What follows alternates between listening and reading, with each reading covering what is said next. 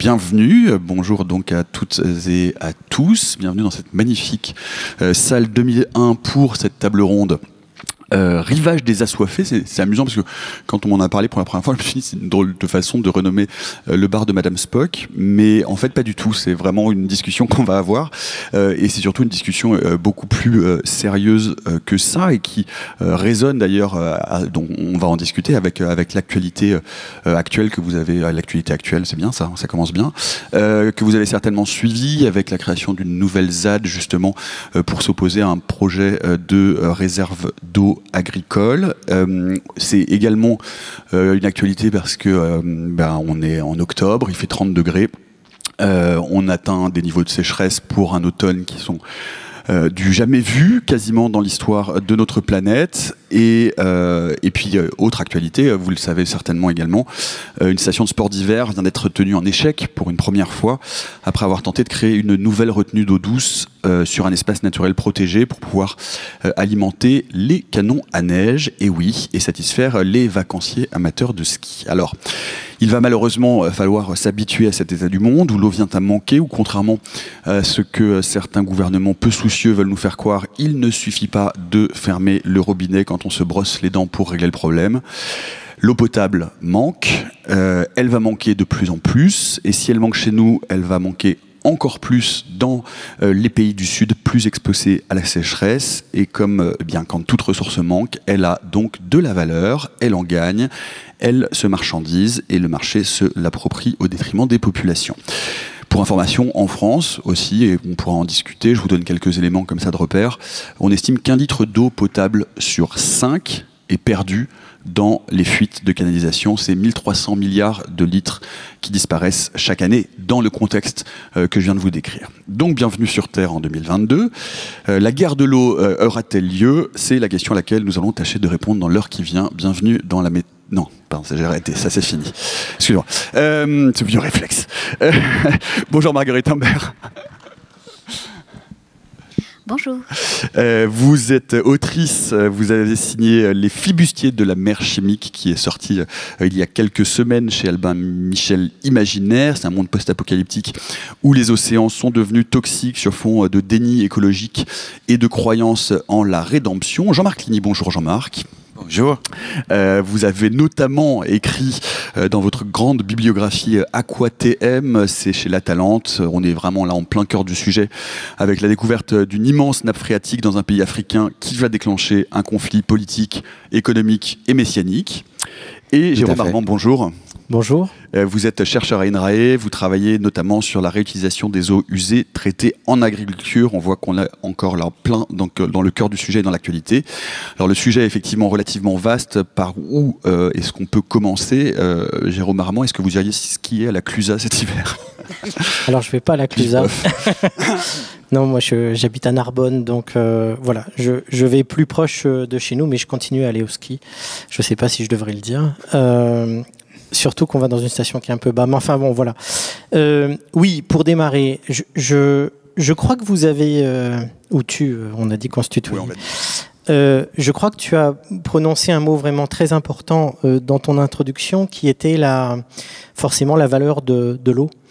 Et alors nous travaillant sur des aspects de traitement de l'eau, je crois qu'il y a un élément fondamental qu'il faut se mettre dans la tête, et qui est que quand on va aux toilettes et qu'on y laisse ces petites choses, c'est une nouvelle ressource. Cette ressource, on doit la voir en tant que telle, et on ne doit pas la voir comme un poids pour une communauté qui doit la traiter derrière. Donc en fait, c'est un changement majeur de paradigme qu'il nous faut faire, et qui est que cette valeur de l'eau, de l'eau et des déchets.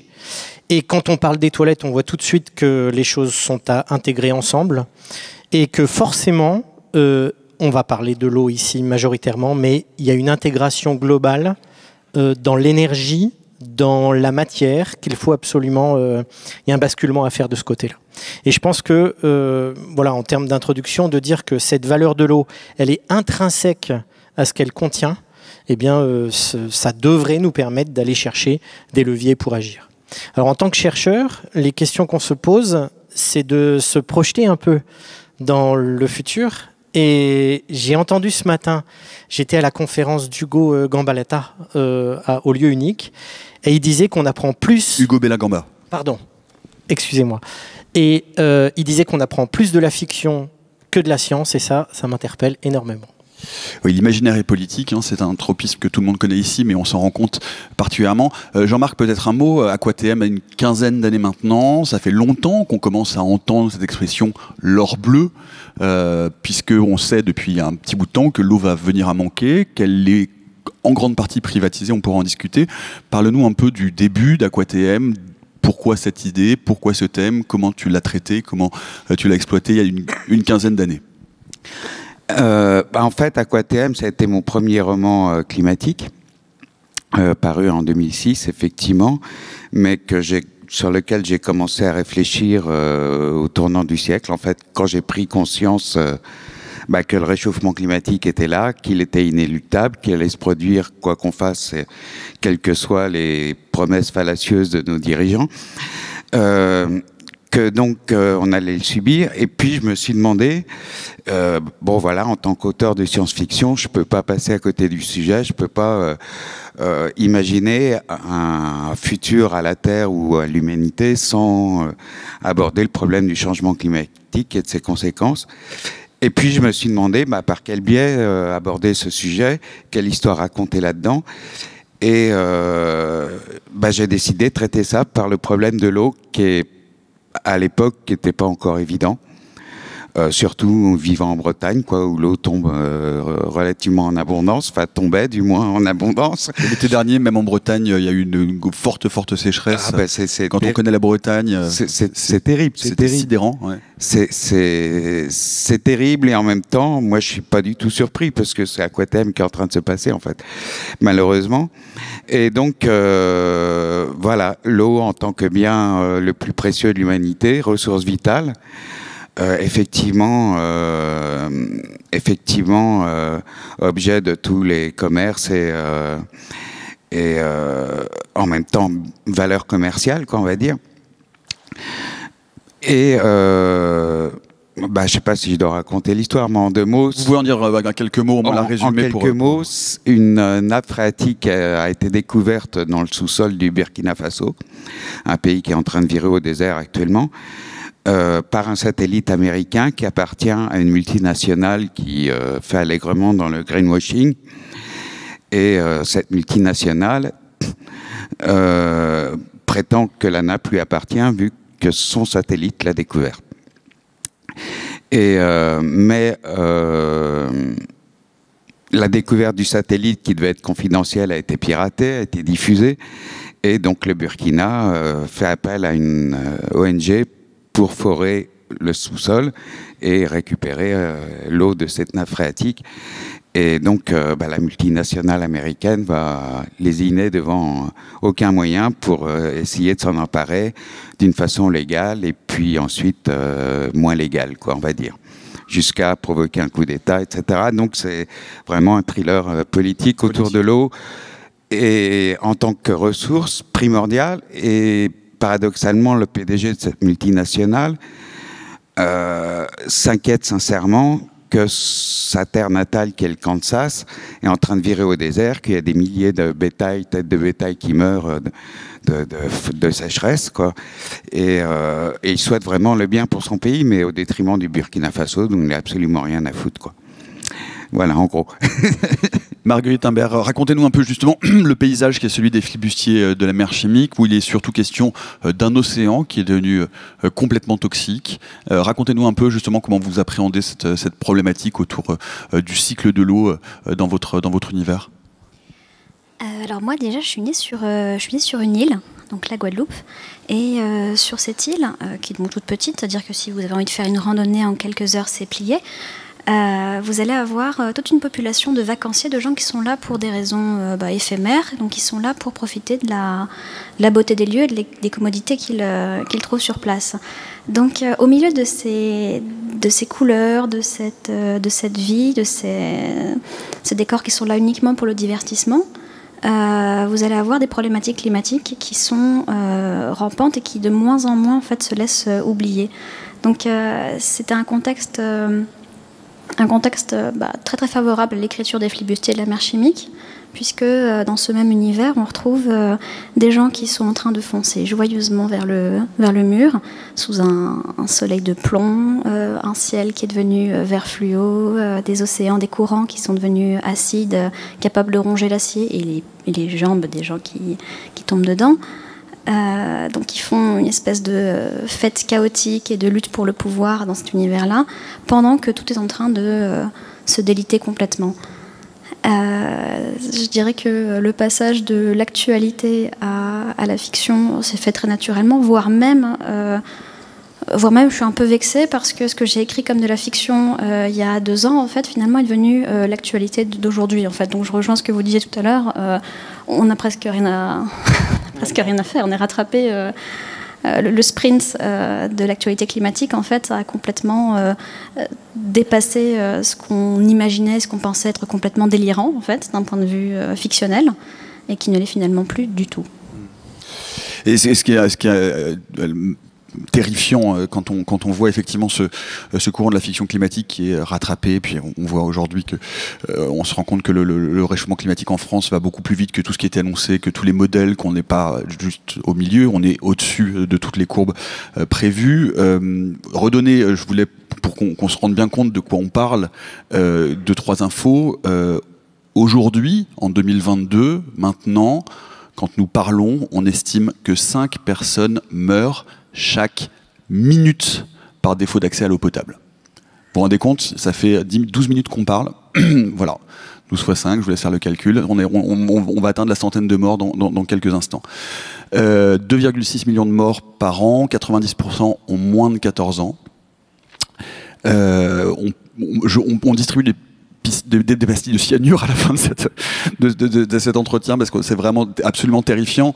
Une étude récente montre que l'eau de pluie est devenue partout dans le monde impropre à la consommation, parce que le plastique, on retrouve l'acidification des océans, les microplastiques partout, à cause de ce qu'on appelle des produits chimiques toxiques éternels, les PFAS. Vous pouvez peut-être nous dire un mot de cette eau qu'on ne peut même plus consommée alors qu'elle tombe du ciel et qui finit par recharger des nappes phréatiques, mais avec une eau impropre à la consommation. Voilà, on n'est pas dans la fiction là, Jérôme. Non, alors on n'est pas dans la fiction. Alors malheureusement, je ne vais pas pouvoir en dire beaucoup parce que sur ce thème très spécifique, je ne suis pas spécialiste du tout. Mais ce qui est sûr, c'est que notamment un certain nombre de molécules qui sont pour la plupart qui peuvent être piégées ou qui sont vaporisées par un certain nombre d'activités ou qui se retrouvent dans l'atmosphère lors de nos activités de production ou ensuite de l'ensemble du traitement de nos déchets. Ces molécules se retrouvent malheureusement dans l'atmosphère et redescendent avec les pluies. Alors, c'est un phénomène il y a des choses qui ne sont pas nouvelles quand même. Alors, c'est pas forcément les mêmes molécules, mais quand j'étais petit, et donc tu devais être petit aussi, on a entendu parler des pluies acides. Alors, c'était un autre phénomène différent, mais enfin, ce phénomène de pollution, il n'est pas récent. Et le problème qui se pose, c'est pas le fait qu'il y ait des pluies qui soient impropres à la consommation, c'est le fait qu'elles soient désormais sur l'ensemble du globe. Et c'est ce phénomène qui est beaucoup plus inquiétant, qui dit... Alors, je crois qu'il y a une étude qui était sortie il y a plus de 15 ans de cela, où on avait trouvé ces microplastiques déjà dans des grands déserts américains où il y avait...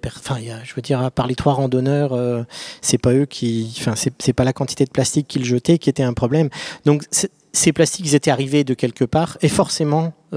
très probablement, c'était déjà par les pluies.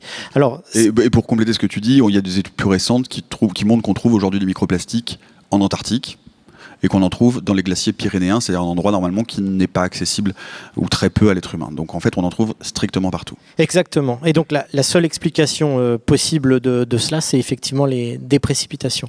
Alors, ces microplastiques, il faut savoir qu'il y en a énormément dans notre quotidien et que j'ai un pantalon ici dans lequel il y a de l'élastomère, c'est bien pratique, c'est très intéressant, il y en a dans les chaussettes, les sous-vêtements, etc. Et à chaque fois qu'on fait une machine à laver, bah forcément, ces microplastiques qui se retrouvent dans l'environnement. Alors, le fait est que quand on le sait et qu'on continue à vivre comme ça veut bien dire que ça répond à un besoin. Donc, c'est pas du jour au lendemain, très probablement, qu'on va réussir à changer nos habitudes. Et j'en viens à un point majeur que tu as commencé à évoquer, qui était, effectivement, c'est pas en se brossant les dents et en faisant moins couler l'eau qu'on va changer. Mais je crois, en revanche, j'ai eu une discussion très longue avec un ami qui me disait ça, et son argument c'était bah oui, mais quantitativement ça joue pas. Sauf que sur l'éducation de l'enfant qui lui va se brosser les dents en coupant l'eau, ça va peut-être tout changer. Alors le problème, Marguerite le disait, c'est la dynamique avec laquelle les choses nous arrivent aujourd'hui dans la figure, et est-ce qu'on aura les moyens et la volonté de changer ces choses. Voilà. Donc, et le temps. Il y a évidemment, et le temps. Donc il y a cette dynamique très forte qui nous arrive, et on est... alors il y a un certain nombre de leviers, on y viendra probablement, mais en attendant, il y a cet état des lieux qui est inquiétant. Peut-être un mot, Marguerite, là-dessus. Aujourd'hui, on le dit, hein, le climat continue de se dérégler, ça va plus vite que prévu. Il n'y a pas de prise en compte notable, ou en tout cas significative, des pouvoirs publics. C'est aujourd'hui votre rôle, notre rôle collectif d'autrice, d'auteur, de travailler cette matière-là, de l'imaginaire, pour permettre, contribuer à l'éveil des consciences. Je ne sais pas si notre rôle, en tout cas, on essaie de faire avec la matière qui nous est donnée et qui est surabondante en ce moment. Je dirais qu'il y a toujours eu une fascination morbide pour la fin du monde, et là, en l'occurrence, on a l'impression que cette fin du monde arrivant au-devant de nous au triple galop, en fait, on doit forcément en faire quelque chose de créatif, quelque chose de peut-être beau, peut-être réinterpréter cette fin du monde en se disant qu'il y a peut-être quelque chose après. C'est ce que j'ai essayé de faire dans le roman, en fait. C'est-à-dire que la catastrophe a eu lieu dans les flibustiers de la mer chimique. Elle a eu lieu, et elle continue d'avoir lieu parce que, comme vous l'expliquiez, une fois que ces déchets sont dans la nature, une fois que ces microplastiques sont dans l'eau, ils sont éternels, et on n'a pas encore inventé le moyen de les en retirer. Donc les personnages ayant survécu à cette espèce d'apocalypse sont encore aux prises avec les problèmes non résolus du passé. Mais j'ai voulu imaginer une sorte de suite un peu rigolote, un peu légère à cet apocalypse-là. Donc une façon de considérer que finalement ça répond à un besoin qu'on a et qu'on cultive, qui est le coup de pied dans la fourmilière. S'appuyer sur la catastrophe pour tout rebâtir, repartir à zéro, etc. Et l'apocalypse et le genre post-apo et la fiction, en fait, de façon générale, nous donnent l'opportunité de nous projeter, en fait, dans un avenir où on a fait table rase de nos problèmes, de tout ce qui nous prend la tête, de l'éco-anxiété, etc. Et de repartir très artificiellement à zéro, de se demander qu'est-ce qui se passe si on retire ça de l'équation, ou alors qu'on décide de s'en moquer tout simplement, luxe qu'on n'a pas dans la vie réelle. Et je dirais que les romanciers sont effectivement là pour répondre à cet appétit de catastrophe et cette envie de croire qu'on va quand même pouvoir en rire. Voilà. Et rebâtir. Un mot là-dessus aussi, Jean-Marc, sur cette vocation finalement d'alerte, d'éveilleur de conscience, ou le besoin de traiter et de se saisir de ces sujets-là pour en faire quelque chose dans la littérature et dans la littérature d'imaginaire. Moi, en fait, j'ai eu un besoin personnel déjà de comprendre l'ampleur du problème. Et pour justement appréhender voilà, ce phénomène de cet effondrement possible de la civilisation dans ce contexte climatique, dans toute son ampleur, j'ai rien trouvé de mieux que l'écriture, de mettre ça en scène, de mettre en image. Et donc j'ai commencé, je me suis abondamment documenté, j'ai des rayons entiers de bouquins tous plus anxiogènes les uns que les autres sur les différents types et types de menaces qui planent sur nos têtes. et les moyens éventuellement aussi de les contourner ou de passer outre ou d'en survivre ou de s'y adapter. Et donc j'ai, comment dirais-je, dans AquaTM déjà j'ai vu comment à peu près comment la société allait changer et ce qui allait se produire dans les prochaines années, ce qui est en train de se produire maintenant. Bon, je constate avec un certain effarement que tout ce que j'avais imaginé en 2005 est en train d'arriver maintenant à peu près, quoi. Donc je suis content de l'avoir vu juste, mais inquiet d'avoir vu juste. Et puis bon, après j'ai voulu pousser le bouchon plus loin.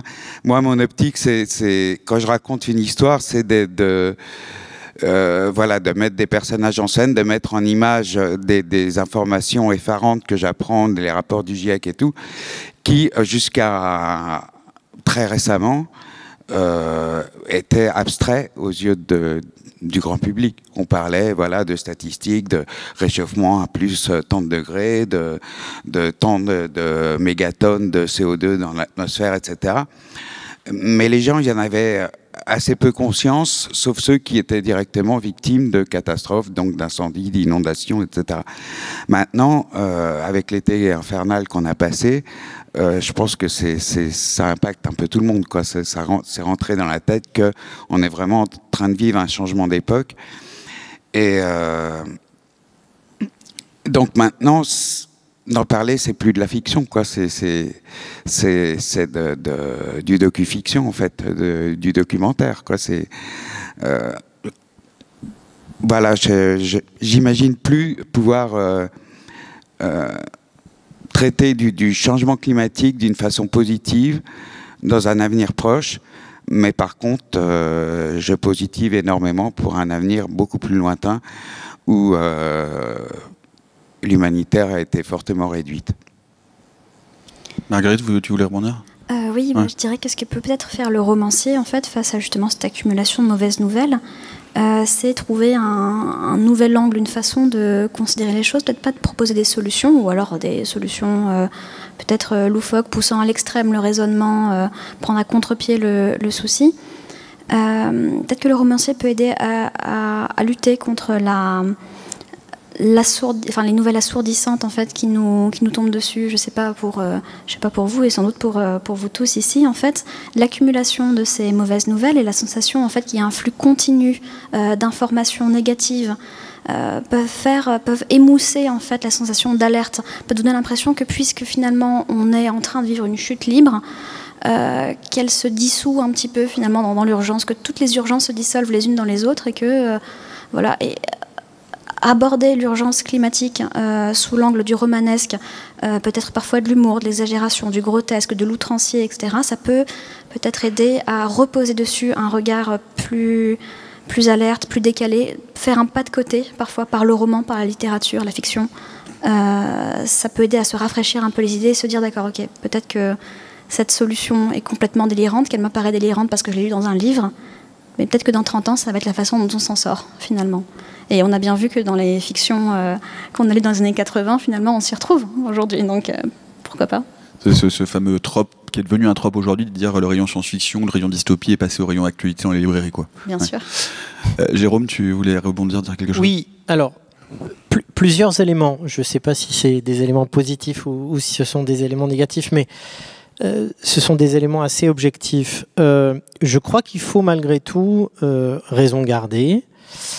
C'est pas moi qui le dis, là, pour le coup, ce sont les spécialistes dont c'est le travail, notamment du GIEC. Il y a peut-être des choses qui sont plus graves qui sont en train de se produire, et plus graves que celles qu'on imaginait, mais il y a un certain nombre de leviers qui restent à notre disposition, et je pense que c'est important de le garder en tête. Alors, Jean-Marc a parlé d'un levier un peu politiquement incorrect, notamment le nombre d'humains sur Terre, tout simplement. Enfin, tout simplement, c'est le plus complexe à gérer, mais enfin, c'est un levier quand même dont on sait que... Dont on n'ose pas parler vraiment, alors, en fait. Dont on n'ose pas parler, mais dont on sait que, via l'éducation, via la formation, on arrive à lutter, si je puis dire, contre le surpeuplement. Ça, c'est un tout premier élément que je voulais donner.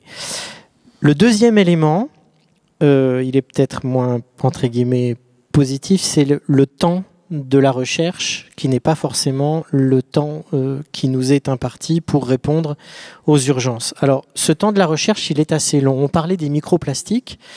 On en est aujourd'hui, là où on parle, à avoir des thèses, donc des travaux de 3 années de recherche, pour savoir comment qualifier, quantifier de manière adaptée telle classe de telle molécule dans l'air, dans l'eau, etc., dans les sols. Donc c'est un temps long qui finira peut-être par manquer. En attendant, le savoir qui est acquis via ces recherches est probablement fondamental pour répondre aux difficultés. Et puis enfin, il y a un troisième élément que je voulais donner, c'est que quand on parle de nos recherches, on parle souvent d'une situation future dans laquelle on arrive à se projeter. Je parle par exemple d'un certain nombre de projets, puisqu'on parlait de réutilisation d'eau usée. Imaginez quelle sera la gestion de l'eau dans nos villes à l'horizon de 2030-2040. Cette gestion, on en a souvent une très bonne idée, avec des villes qui permettent de recycler les matières, les nutriments, ce qu'on veut, y compris l'eau. Le problème, et là vous avez parlé de point zéro à un moment donné, je ne sais plus si c'était Jean-Marc ou Margaret, c'était Jean-Marc. Ces villes-là, elles peuvent sortir de terre et ils peuvent y faire vraiment très bon vivre. Notre problème aujourd'hui, c'est comment on passe de la situation actuelle. Donc, chercher ce que sera la ville, c'est un problème, c'est un projet en soi. Voir la situation aujourd'hui, elle est ce qu'elle est, on essaye d'y remédier, si je puis dire. Le problème, c'est cette transition entre la situation actuelle et la dynamique qui va nous permettre d'arriver à cette mise en place de ville du futur. Et là, il y a très souvent... Il y a, ne serait-ce que pour des questions d'infrastructure, donc des choses très lourdes qui demanderaient des investissements gigantesques, et bien là, on se trouve devant des difficultés importantes de mise en œuvre. Oui, Marguerite, j'ai l'impression que ça te fait réagir. Ah oui, juste, quand on parle de ville du futur sortie de terre, moi je pense à cette ville actuellement en train de sortir du sable, en fait, de Neom, forcément, qui est censé avoir un bilan carbone zéro, voire même au contraire contribuer à purifier l'atmosphère autour d'elle.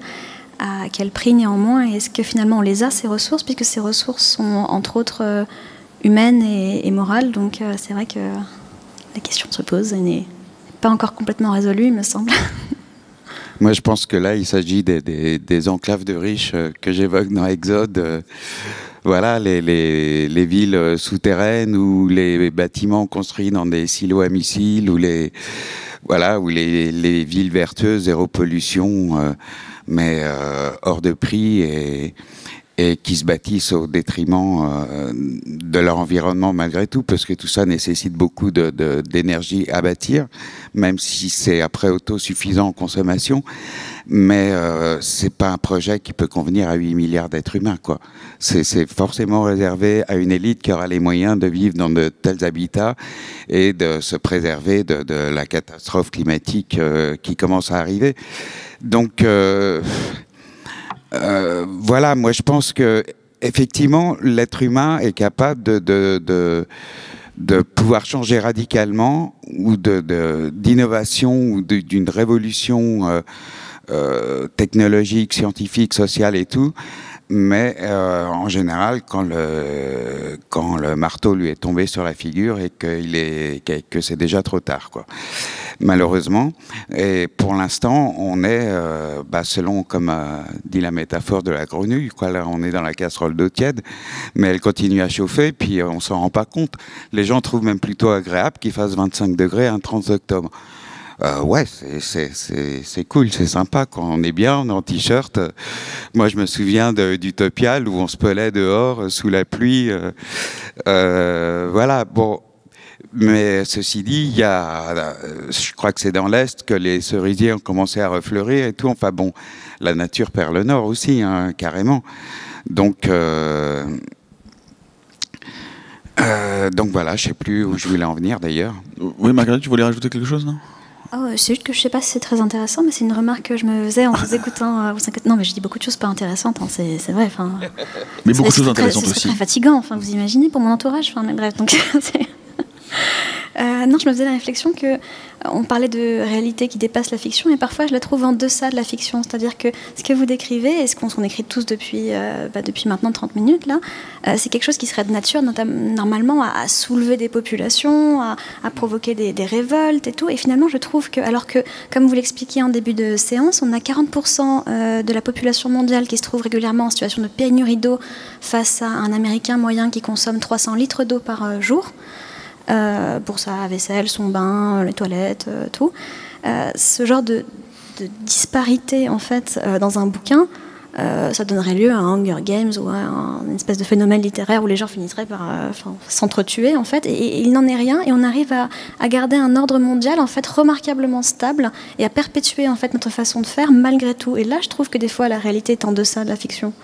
Mais là, c'est intéressant que tu pointes ça, parce qu'on voit dans les deux exemples récents de l'actualité et aujourd'hui encore qu'il y a de plus en plus d'actions pour se saisir de ces problématiques-là, avec donc la création de cette nouvelle ZAD pour éviter de créer une nouvelle ressource d'eau, avec cette intervention des associations pour empêcher la ville de la Clusaz de refaire une retenue d'eau pour faire des canons à neige. Donc on a quand même le sentiment que d'un seul coup cette urgence est, grâce à ces messages d'alerte, qu'on s'est rendu compte de ce que tu disais, Jean-Marc, que le solutionnisme technologique, ça n'est pas vraiment une solution telle qu'on pouvait l'imaginer au départ, mais néanmoins on a quand même le sentiment, et c'est peut-être une source d'espoir, qu'il y a de plus en plus de prise de conscience populaire, citoyenne, collective, et notamment pour protéger cette ressource si précieuse qu'est l'eau. Tu voulais réagir, Jérôme ? Oui, tout à fait. Il faut bien voir que les choses sont en train de changer radicalement au niveau du ressenti des gens. On travaille beaucoup. J'ai dit que les questions de recherche qu'on abordait aujourd'hui sont abordées de manière très intégrée, et notamment avec toutes sortes de collègues de sociologie.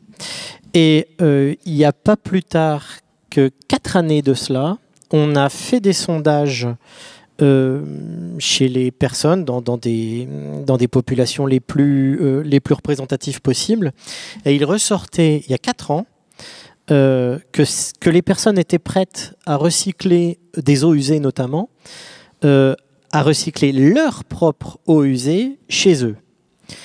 On avait à l'époque 80% de personnes qui nous disaient oui, je suis prêt à recycler mes eaux usées chez moi, mais je ne veux pas entendre parler des eaux usées de mon voisin.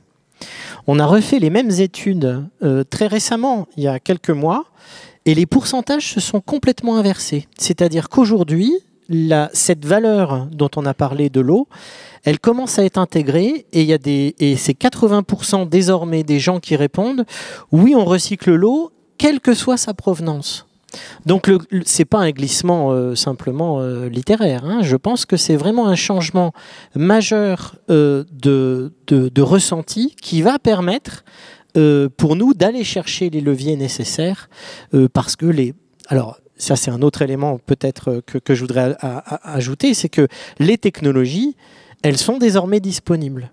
On a des technologies qui, en gros, vous prenez n'importe quelle qualité d'eau et vous pouvez la porter à n'importe quelle qualité jusqu'à de l'eau potable. Alors évidemment, à des contraintes d'énergie et de coûts qui sont probablement rédhibitoires dans un certain nombre de cas, mais en tout cas, ces technologies, elles nous permettent de traiter ces eaux. Alors, très probablement, c'est peut-être un point qu'on n'a pas encore abordé, mais c'est la question de se dire, est-ce qu'on a toujours besoin d'une eau potable ?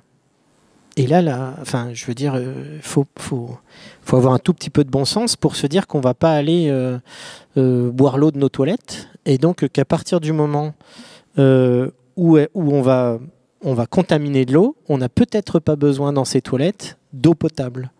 Alors une eau qui très probablement soit exempte d'un certain nombre de pathogènes, par exemple, qui au moment où on tire la chasse pourraient éventuellement être vaporisés. Encore qu'on peut peut-être se passer de chasse de plus en plus. On parle de toilettes séparatives, etc. Exactement, qui nous permettent d'un côté de voir les solides comme une matière que l'on peut valoriser sous forme d'énergie, et puis les liquides qui sont en principe stériles, qu'on puisse réutiliser en agriculture parce qu'ils contiennent des nutriments. Donc voilà, donc il y a ces éléments-là très probablement importants.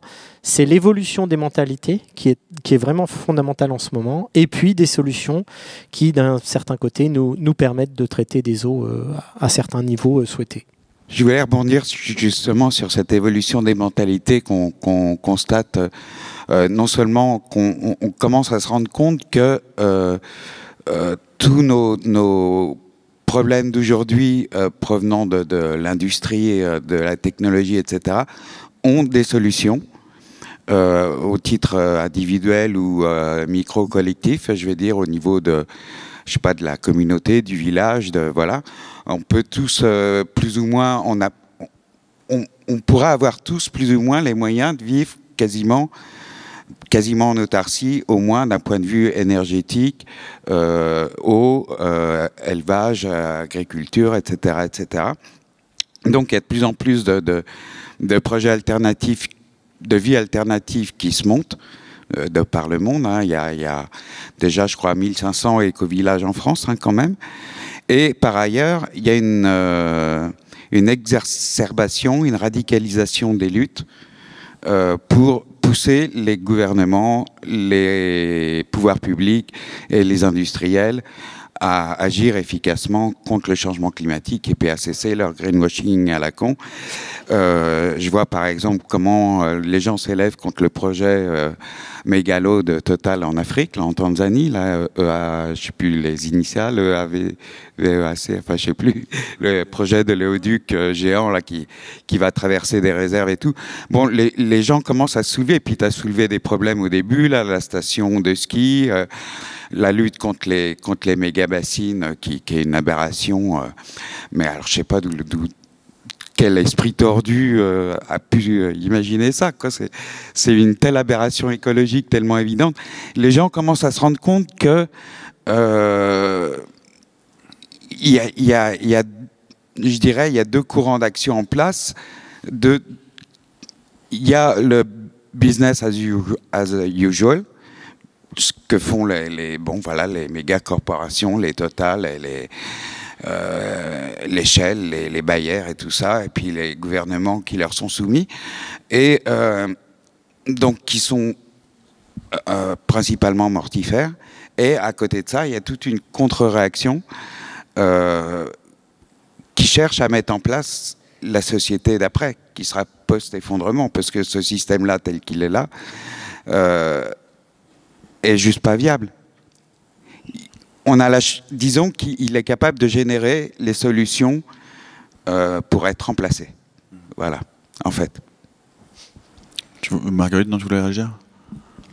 Oh non, je voulais rappeler ma sympathie aux ZAD, qui sont, selon moi, les incubateurs d'idées de demain. Bon, je dis ça, je prêche un peu par ma paroisse, parce que le premier bouquin que j'ai sorti était sur une ZAD, justement. Oui. Mais justement, c'est intéressant ça par rapport justement à ton premier roman, parce que quand tu vois ce qui est en train de se passer aujourd'hui, et d'ailleurs, enfin, moi, on était hier, mais effondré par le traitement médiatique et politique de ce qui est en train de se passer, et avec un ministre de l'Intérieur qui qualifie ces gens-là d'éco-terroristes. Enfin, non mais il y a une dramatisation, ce qui est quand même dingue, parce que là on peut parler de greenwashing et d'un gouvernement qui dit qu'il va faire quelque chose pour le climat, qui n'en fout pas une, qui refuse de taxer les super profits, etc. Bon, on va rentrer dans un débat plus politique là, mais là moi j'ai été extrêmement choqué par la façon dont on peut aujourd'hui à la tête du gouvernement parler et utiliser des mots aussi forts qu'écoterrorisme pour des gens qui juste veulent empêcher la création d'un bassin de rétention. Bien sûr, déjà à Notre-Dame-des-Landes, on parlait des zadistes comme étant une bande de hippies crasseux, stupides et vaguement dégénérés, c'est-à-dire en gros incapables de vivre en société et donc se rassemblant entre eux en fait pour élever des moutons, alors que en réalité ce qui se passait c'était... Là on parle de terrorisme, hein, le sens des mots, c'est ah oui, non, mais justement c'est cette espèce d'escalade en fait dans la dureté des termes pour décrire les personnes qui cherchent en fait justement à trouver des solutions et à se rassembler pour former des microsystèmes et des solutions à échelle, comme vous disiez, du micro-collectif, applicables éventuellement à des groupes plus importants. Oui, m'interroge, effectivement, comme vous le disiez, on parle d'écoterrorisme, alors que jusqu'à présent, arrêtez-moi si je me trompe, on n'a fait aucun mort. On n'a fait aucun mort, on n'a attaqué personne, et on se contente d'actions choc qui n'abîment même pas les œuvres de Van Gogh. Donc on n'en est même pas à abîmer du patrimoine culturel, c'est-à-dire qu'on fait semblant. Donc en termes de terrorisme, je trouve que ça reste quelque chose d'incroyablement modéré. Mais moi, je pense qu'il y aura une escalade de toute manière. Il y a déjà des actes de sabotage d'usines, d'infrastructures et tout ça quelque part dans divers endroits. J'ai vu j'ai lu des bouquins là-dessus. Et fatalement, face à la dureté des forces de réaction et des forces de répression, ce genre de mouvement va aussi générer une frange qui va être beaucoup plus radicale et qui va peut-être réellement s'attaquer aux organes de production, quoi, je dirais, si c'est pas aux êtres humains eux-mêmes, à la limite, quoi. Bon, là, c'est un peu le sujet de mon prochain bouquin, en fait. C'est pour ça que j'en parle. Donc ça veut dire que si on considère un delta dans 15 ans, c'est ce qui va se produire de ce que tu es en train d'écrire maintenant, quoi. Non, ce que je suis en train d'écrire maintenant se produit maintenant. C'est plus de la fiction, non, là c'est un thriller. Là. Il faut être rapide maintenant. Il faut aller de plus en plus vite. Jérôme, tu voulais réagir? Alors, oui, plusieurs choses. Jean-Marc, je vais continuer à lire tes livres. Sur les bassines. Alors les bassines, je ne suis pas spécialiste de la gestion de l'eau agricole. Mais les bassines en tant que telles, aller chercher de l'eau à un moment où elle ne manque pas a priori, la stocker et l'utiliser à un moment où on est susceptible d'en avoir besoin, ne peut pas apparaître en soi comme un problème. Je pense que la référence problématique qui est là, c'est la privatisation d'une certaine quantité d'eau pour des besoins très spécifiques d'un nombre très réduit de personnes, sans même aller payer un collectif à la société. Et sans la moindre concertation. Voilà. Alors, il y a une critique du modèle agricole aussi, parce que c'est pas pour défendre de l'agriculture vivrière ou de la permaculture. Exactement. Alors, c'est là où j'allais en venir, et c'est là que les choses sont à intégrer globalement, parce que il n'y a pas 1 kilowatt d'électricité dans le monde qui n'est pas dont on ne sait pas par qui il a été utilisé, à quel moment et en gros pourquoi. Enfin bon. Donc on a une vision absolument exhaustive de nos besoins en énergie et on l'a pas sur l'eau. C'est quand même un truc de fou. On devrait quand même être capable à un moment donné de savoir où, combien et comment a été utilisé ce litre d'eau. Enfin, comment, là, c'est peut-être un petit peu plus problématique, mais je veux dire, vous comprenez bien ce que je dis. C'est la question de se dire, à un moment donné, si j'utilise de l'eau, alors, quand il y en a en quantité, c'est pas un souci, mais dans le contexte actuel, effectivement, il faut bien faire attention à comment on va demander cette autorisation. Je vous donne un autre exemple qui est un petit peu fou.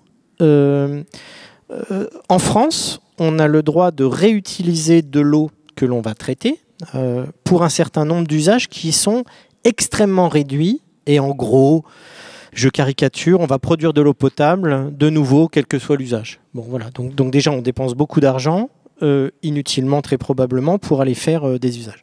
Maintenant, je suis agriculteur. Je vous parle de réglementation. La réglementation autorise à faire ça. Je suis agriculteur, j'ai une rivière qui passe près de chez moi. Il y a en amont de cette rivière, dont le niveau est maintenu par le rejet des eaux traitées d'une ville en amont, je pompe 200 mètres plus bas.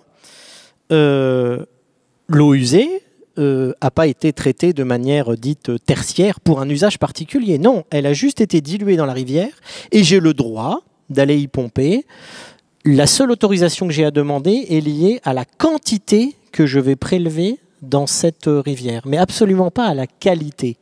On se rend compte que là, il y a une réutilisation qui est dite indirecte de l'eau usée, qui ne répond à aucune réglementation. Il y a un vide juridique, tout simplement, qui n'est pas normal, qui est tout simplement pas normal. Il y a un mot, et puis c'est l'un des enjeux d'ailleurs dans AquaTM, Jean-Marc, qui est là aussi pas très encourageant. Alors on était en train d'arriver vers des choses un peu plus positives, mais là c'est le rôle des industriels, la privatisation des ressources d'eau. On peut les citer, hein, Danone, Nestlé, Coca-Cola, qui sont aujourd'hui les principaux exploitants des sources d'eau douce pour faire de la mise en bouteille plastique, qui contribue au rajout de microplastiques à l'intérieur du circuit de l'eau, etc., etc. Donc peut-être une question, et puis ensuite on va prendre des questions du public après avoir fait un dernier tour de table sur cette question-là, c'est est-ce qu'il est envisageable, est-ce qu'il est possible de considérer aujourd'hui ou de trouver une solution qui serait de doter l'eau d'un statut international spécifique qui serait un bien commun imprescriptible? Qu'est-ce que vous en pensez? Vous avez 3 heures. Ce serait en effet très souhaitable que l'eau soit considérée au même titre que l'air qu'on respire ou que le soleil qui nous chauffe, quoi, que ce soit une ressource à notre disposition, tout comme l'est le sol, l'air, voilà, effectivement. Mais dans le contexte économique actuel, c'est juste inconcevable, quoi, parce que c'est en train de devenir une ressource au moins aussi précieuse que le pétrole. Je veux dire, Nestlé, c'est le total de la flotte, quoi. Voilà, ça peut générer tellement de profits et tellement de pouvoir et tellement de contrôle que ça devient une arme politique et voire stratégique. Donc, dans le contexte de notre système actuel, ce serait juste pas possible, mais moi, c'est ce que je souhaiterais. Enfin, dans l'idéal, dans une société idéale, l'eau n'appartient à personne. Bon, je pense que chez les Indiens, par exemple, ou les peuples primitifs, l'eau de la rivière ou du lac ou de l'étang au bord duquel ils vivaient, il n'y avait pas une tribu qui disait « ça, c'est ma partie de l'étang qui est à moi, et puis t'y touches pas ». Donc voilà, l'eau devrait être... je dirais pas un bien commun de l'humanité, mais une ressource vitale pour tous les êtres vivants, humanité compris, quoi. Mais au même titre que les plantes, les arbres, les animaux, voilà, parce que bon, on parle du manque d'eau pour l'humanité, mais moi j'ai vu comment la nature a souffert cet été, quoi. C'était dramatique, hein. Et on pense pas assez à ça, pas encore assez, quoi. Pas encore assez. Marguerite, sur cette question, un avis, une opinion, une remarque? C'est sans doute très constructif, mais déjà ça m'évoque plein de choses. Dans certains pays nordiques, on a ce droit fondamental de l'humain d'avoir accès à la nature, à la forêt, des espaces verts, etc. Donc, ce qui a été mi-moqué, mi-envié par nous autres Français, il me semble. Ça paraît absurde, mais en réalité, ce qu'on sait au niveau psychologique, neurologique, du contact de l'humain avec un environnement naturel, avec le végétal, nous pousse à nous dire que finalement, oui, peut-être que c'est indispensable d'avoir cet accès privilégié à la nature. Et il devrait peut-être en être de même de l'eau. Et après, l'eau en tant que nourriture, en tant qu'élément indispensable à notre survie, oui, mais peut-être aussi l'eau en tant que part indissociable de la nature, au même titre que la forêt, voilà, pouvoir se baigner dans la mer, pouvoir regarder les vagues s'écraser sur le sable, pouvoir regarder les rivières dévaler des montagnes. Est-ce que ça ne fait pas aussi partie du patrimoine de l'humanité de pouvoir avoir accès à cette beauté, à cet héritage de l'humain et de l'animal, du vivant de façon générale? Est-ce qu'il n'y a pas une dette qu'on est en train de contracter vis-à-vis des générations futures qui ne pourront pas voir ces choses-là, en fait, au-delà même de la soif, cette espèce de cœur du sujet qui est bien sûr prioritaire et qui... voilà. Il y a aussi quel rapport intime, psychologique, affectif on va avoir avec l'eau et quel rapport nos enfants vont avoir avec l'eau. Et là, c'est une question que je trouve vertigineuse. On sait que la façon dont les gens sont élevés, en contact ou non avec ce qu'on identifie comme beau, esthétique, naturel, impacte le cerveau, son développement, la façon dont le cerveau va produire des œuvres d'art ou des idées simplement. De quoi au juste va-t-on priver les générations futures, simplement d'eau ou quelque chose de beaucoup plus grand et de plus métaphysique? Je ne sais pas. Jérôme, pour conclure sur cette question, et puis on prendra vos questions après. Je ne sais pas d'ailleurs s'il y a quelqu'un qui a des micros. Oui, c'est bon, ok, super. Alors, sur ce bien commun, j'avoue que je connais pas trop les implications de déclarer quelque chose bien commun, parce que la question qui se pose, c'est et alors est-ce que ça implique de définir et d'autoriser un certain nombre d'usages ou de pas usages? Est-ce que ça implique, à partir du moment où on l'a utilisé, de devoir la traiter? Qui, où, comment, sous quelle responsabilité? Quelle chaîne de gouvernance? C'est un vrai... Donc voilà, donc j'ai envie de dire, sur le principe, au regard de l'importance de l'eau parce que, encore une fois, c'est pas la quantité qui pose problème de cette eau, elle est quelque part. Le problème, c'est vraiment sa qualité aujourd'hui. L'eau, il y en a toujours eu sur Terre, il y a toujours eu la même quantité et elle va pas disparaître. Simplement, elle tombe de manière très, très diversifiée selon l'endroit où on se trouve, et il y en a où il n'y en a plus, et malheureusement, quand il y en a, la qualité se dégrade. Donc, c'est pas un problème quantitatif du tout. C'est vraiment un problème de qualité. Donc voilà. Et de répartition, et que tout le monde en ait en quantité. Voilà. Donc bien commun, peut-être, mais alors bien réfléchir les implications que ça entraîne. Nous avons une petite dizaine de minutes pour discuter avec vous toutes et tous. Il y a des questions devant, me semble-t-il, là-bas. Voilà, je vous laisse distribuer les micros. Voilà. Hop. Bonjour, jeune homme. Bonjour. Une question sur comment on parle de la fin du monde quand la fin du monde est pas comme on a l'habitude de la représenter. On pense la fin du monde, la vague de l'Atlantide, le volcan de Pompéi, la grosse explosion nucléaire, quelque chose de soudain qui tue tout le monde d'un coup. Et là, on parle d'une fin du monde qui est très lente, très progressive. On ne peut pas vraiment faire une scène de film d'action en 10 secondes. Est-ce que du coup, ça change la manière dont on l'écrit? Est-ce que c'est facile à écrire, difficile à écrire? Comment on s'y prend? Marguerite? Je vous en prie, là, parce que j'ai senti les regards.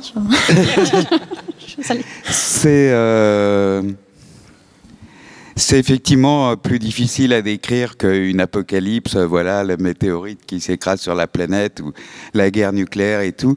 Et effectivement, dans les œuvres de fiction, souvent on a tendance à avoir, notamment dans la fiction post-apo, que la fin du monde a eu lieu et puis que les survivants se débrouillent comme ils peuvent et puis ont une mission lambda, ceci, cela. Et donc les auteurs s'en tirent en éludant un peu la façon dont ça se produit. Parce que c'est effectivement très complexe. Non pas de décrire comment le climat va se dégrader et comment les conditions peuvent empirer et tout ça, je l'ai fait sans trop de soucis dans Exode, par exemple, mais surtout comment la société réagit et comment elle se délite, comment un système se délite, comment le capitalisme s'effondre. Ça nécessite je dirais, des connaissances ou des recherches globales qui sont longues et fastidieuses, mais d'un autre côté aussi passionnantes, quoi. Et je pense que ça peut être très intéressant, et ça va être, je pense, le sujet d'un de mes prochains romans, d'essayer d'imaginer comment un effondrement peut se dérouler sur peut-être des dizaines d'années, voire jusqu'à la fin du siècle. Si toutefois effondrement il y a, si la société se transforme pas d'une façon plus positive avant, bien que j'ai forts doutes là-dessus, quoi, quand même. Marguerite.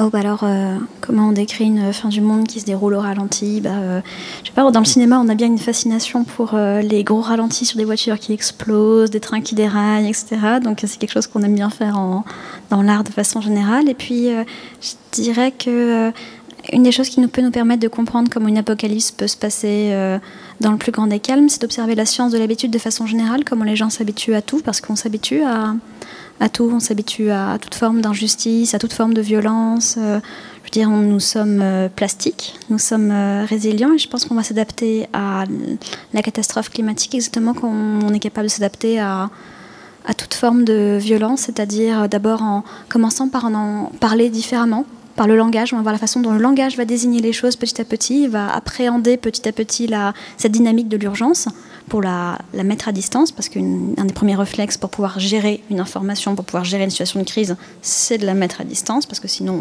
on est submergé. Puis une fois qu'on a eu le langage, on va voir ce qu'on transmet, ce qu'on explique aux gens, aux enfants, etc. Donc non, je dirais que toutes les étapes de l'apocalypse ont déjà été maintes et maintes fois répétées. C'est une chorégraphie que l'humanité a déjà performée plusieurs fois, je pense. Voilà. C'est peut-être en partie ce qui génère ou implique cette résilience, d'ailleurs, c'est qu'on se l'est déjà tellement raconté qu'on n'est pas trop surpris par ce qui arrive finalement, quoi. Peut-être qu'on devrait. Vous avez vu que cette question, c'est exactement la même que le point initial, le point final et la transition. On ne sait pas la décrire. Hein. Donc. Une autre question. Je suis ici tout d'abord. Oui. Bonjour.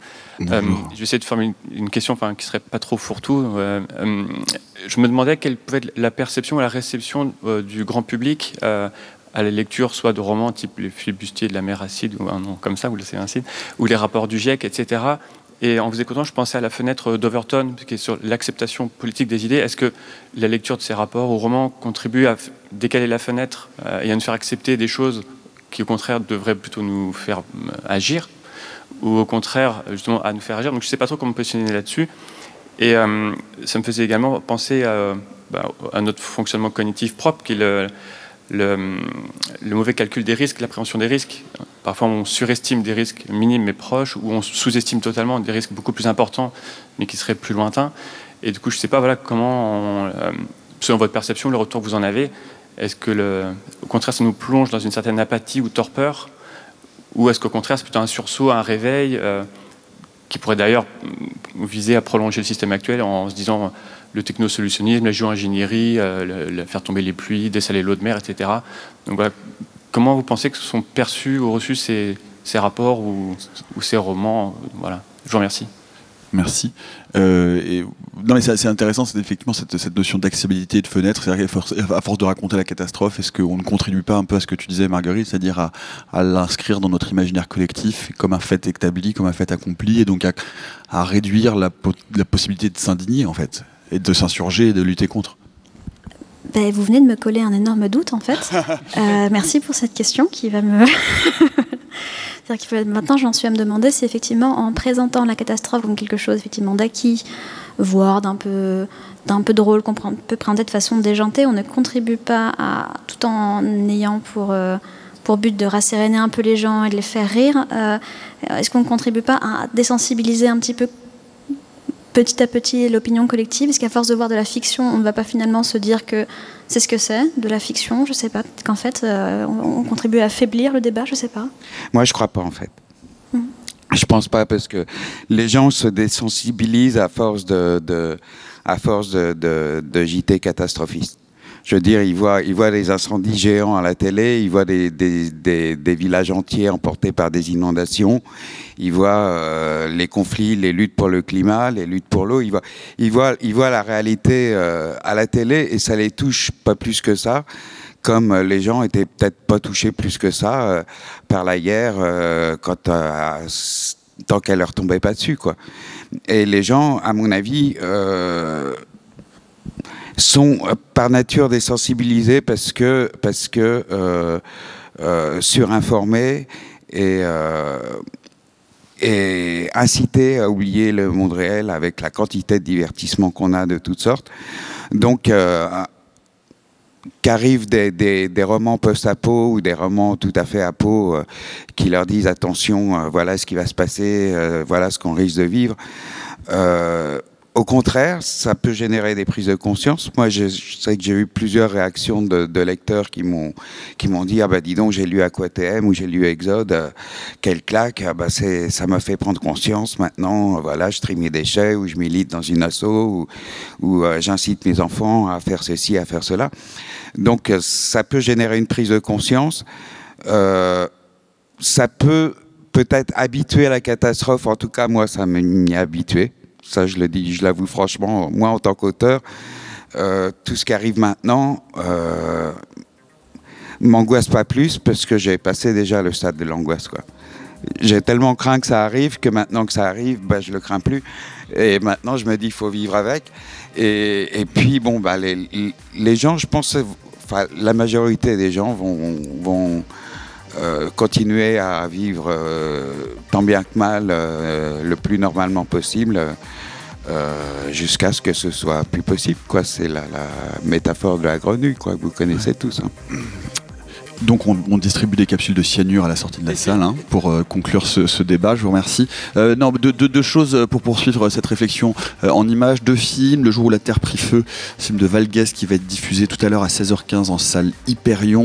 Mad Max Fury Road de George Miller. Hein, l'accès à l'eau est évidemment un enjeu majeur qui est diffusé à 17h15 en salle Dune. Vous pouvez retrouver Jean-Marc, Marguerite, moi-même, votre serviteur en dédicace à la librairie. Et pour conclure, on reparlera d'ailleurs d'Exode demain sur la Cli-Fi avec Jean-Marc demain soir dans une table ronde. Et puis pour conclure par une petite note d'espoir, puisque si la solution pour sauver l'eau, ce n'est pas tellement, donc on l'a compris, de fermer le robinet quand on se lave les dents, mais de limiter un peu bien notre consommation d'eau douce. Je vous donne rendez-vous donc au bar de Madame Spock pour substituer l'eau douce par d'autres formes de liquide. Je vous remercie, passez une bonne journée, un bon festival.